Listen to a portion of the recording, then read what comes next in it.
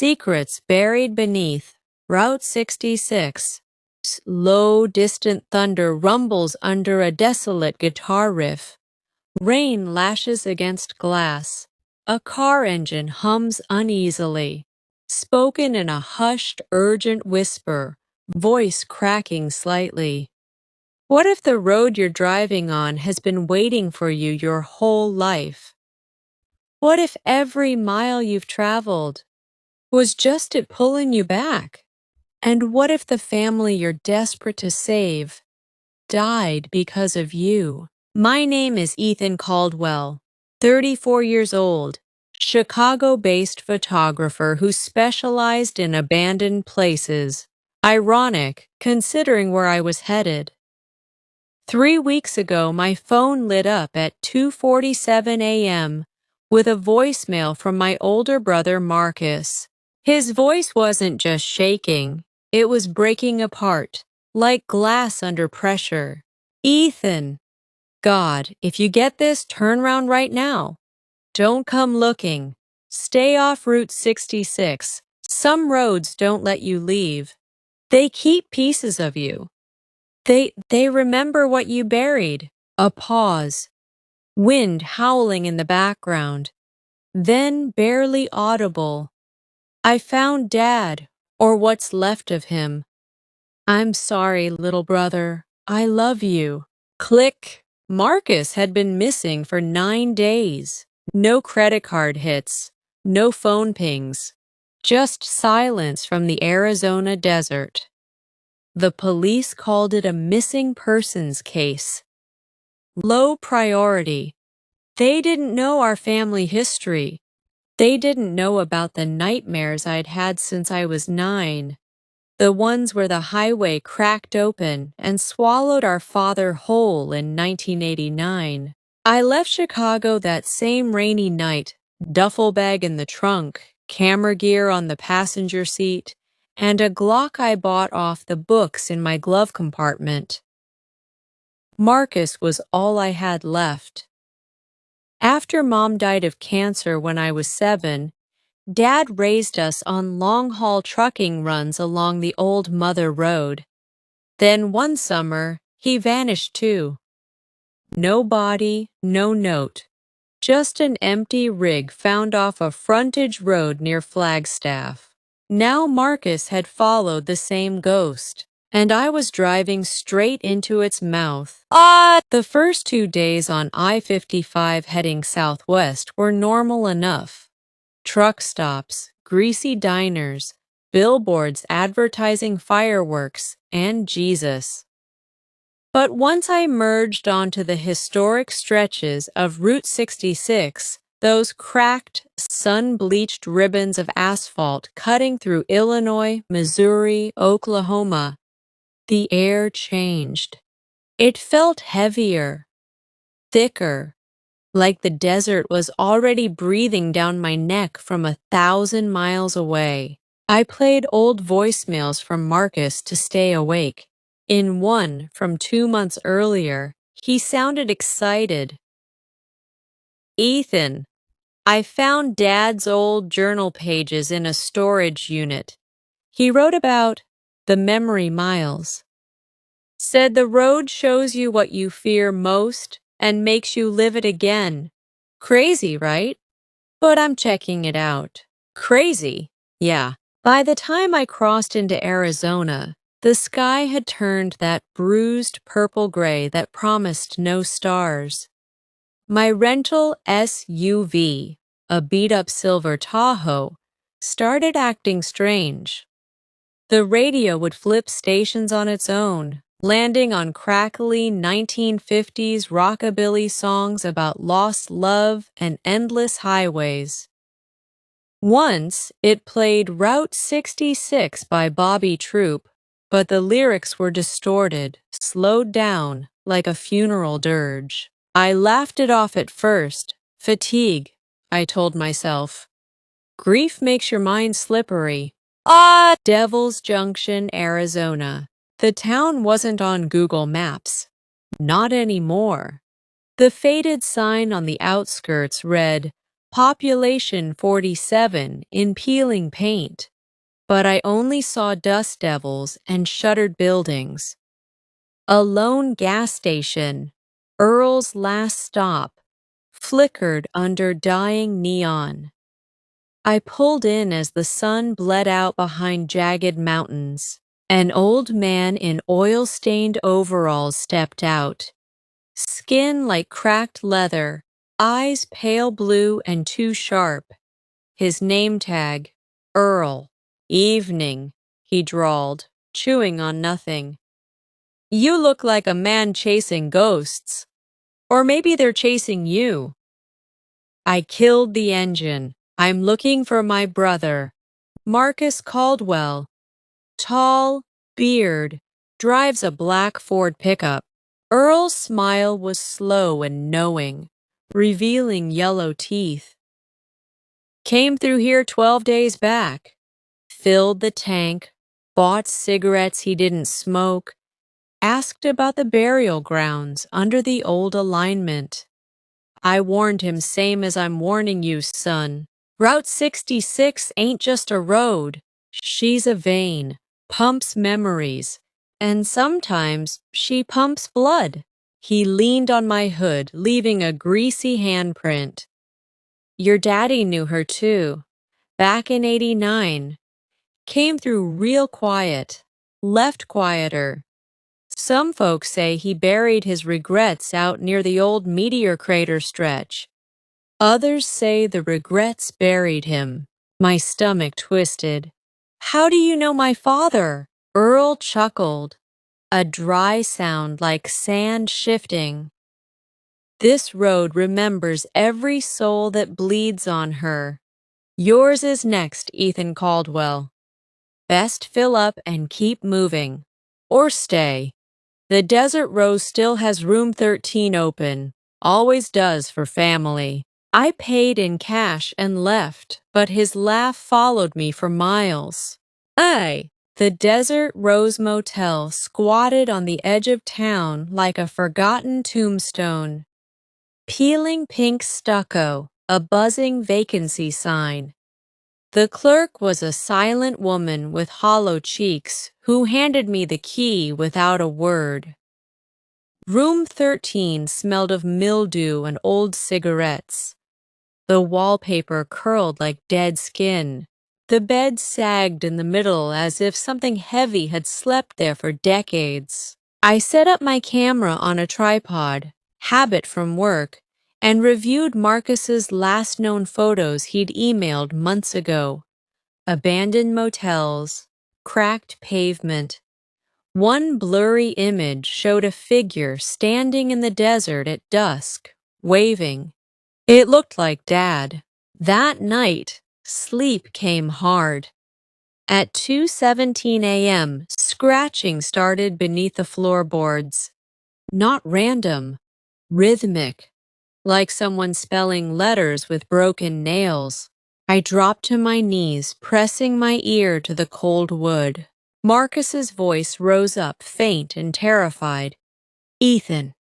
Too late. She knows your name. She knows what you did in the summer of '89. I scrambled back, heart hammering. The lamp flickered, yellow, then red, then yellow. In the mirror, for a split second, I saw a small boy's reflection staring back. Me at 9, eyes wide with guilt. I didn't sleep again. Instead, I sat with a Glock on my lap, listening to the desert wind howl like mourning mothers. Day 3 brought clearer horrors. I followed Marcus's coordinates to an abandoned stretch where the old 66 pavement split from the interstate. No traffic, just heat shimmer and silence so deep it pressed on your eardrums. Marcus's truck sat there, door ajar, keys swaying in the ignition like a hanged man. Dust covered everything, but the engine was still faintly warm. His camera lay on the seat, battery at 11%. I hit play. Marcus appeared on the tiny screen, face gaunt, flashlight beam cutting the night. Day 9. I found the journal. Dad wasn't running from debts or the law. He was running from us, from what he made us do. His voice cracked. Ethan, if you're watching this, I'm so sorry. The road doesn't forgive. It repeats. The footage jerked as he walked into the desert. Shadows moved at the edges. Human shapes that weren't quite solid. Families in 1950s attire stood motionless among the saguaros. Perfect smiles. Empty black sockets for eyes. As Marcus passed, they turned their heads in unison, following him with unnatural smoothness. He whispered, "They're the ones who never left. The road keeps them as tolls." Then the camera turned. Marcus was crying. "I found the bones, dozens under the highway scar, but the last one," he panned down. A skeleton wearing Dad's faded wedding ring. It's him, but the road made him kill. It feeds on guilt, shows you your worst moment, and forces you to live it forever. Static swallowed the screen. Then, impossibly, my own voice whispered from the recording. "I'm sorry, Marcus, I brought you here. I never said that, not then." The slow creep of fear settled in my bones like winter frost. At first, it was small things. Footsteps crunching gravel behind me when I stopped to piss in the brush. Always stopping when I turned. The car radio playing songs from 1989, even unplugged. Every breath you take, on repeat. But the lyrics changed to, "Every mile you take, I'll be watching you." Then came the visions. Driving at twilight, I saw them on the shoulder. A 1950s family, father in fedora, mother in polka dot dress, 2 kids with ice cream cones. They waved cheerfully. As my headlights hit them, their smiles stretched ear to ear, revealing too many teeth. Their heads rotated 180 degrees to watch me pass. In the rear view, they were gone, but the temperature in the car dropped 10 degrees. I called Marcus's phone again, straight to voicemail. His voice, "This is Marcus. If this is Ethan, don't come. Please." That night in another pull-off, I dreamed of 1989. Dad driving us 3. Him, Marcus, 15, me, 9, along this very stretch. He was drinking from a flask, arguing with Mom over the phone about money, about secrets. Then the car swerved. A scream. Blood on the dashboard. I woke gasping. My hands smelled like dirt and copper. I dug deeper into the past. At a dusty library in the next ghost town, an old newspaper clipping from 1989. Local trucker vanishes on Route 66. Family devastated. But handwritten in the margin, in Dad's scrawl, they weren't accidents. The road demanded payment for what I saw.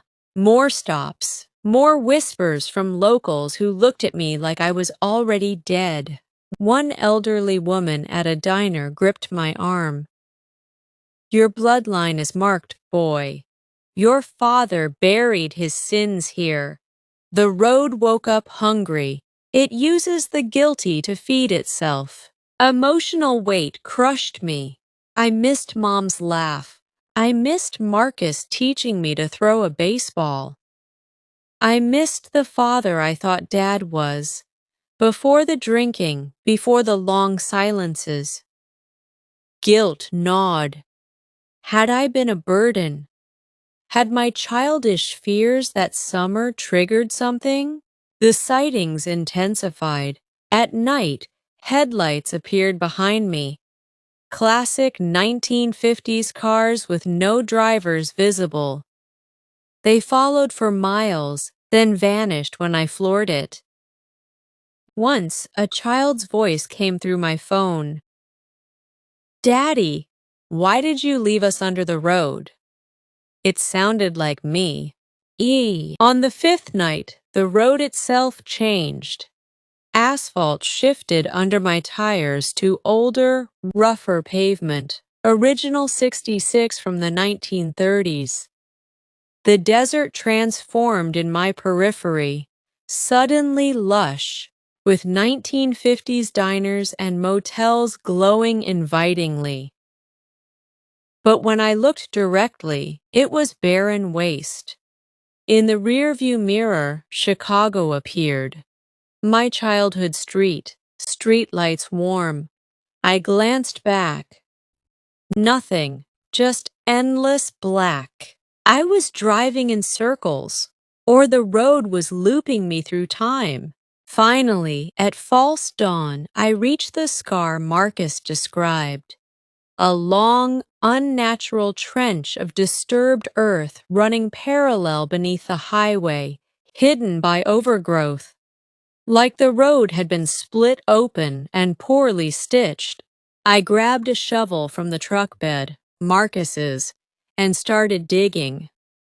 Blisters formed fast. Sweat mixed with tears. The air grew colder, thick with the smell of rot and wet earth. First, I uncovered Marcus. He lay curled on his side, eyes open, still warm. That same stretched smile on his face. "Welcome home, Ethan," he whispered, though his lips didn't move. I screamed, kept digging. Older bones, dozens. Men, women, children, victims from decades past. Tourists, runaways, families who disappeared on the mother road. Then at the bottom, Dad. Skeleton clutching a rusted hunting knife, wedding ring glinting, scraps of his denim jacket still clinging. The wind rose to a woman's voice, ancient, feminine, laced with hunger.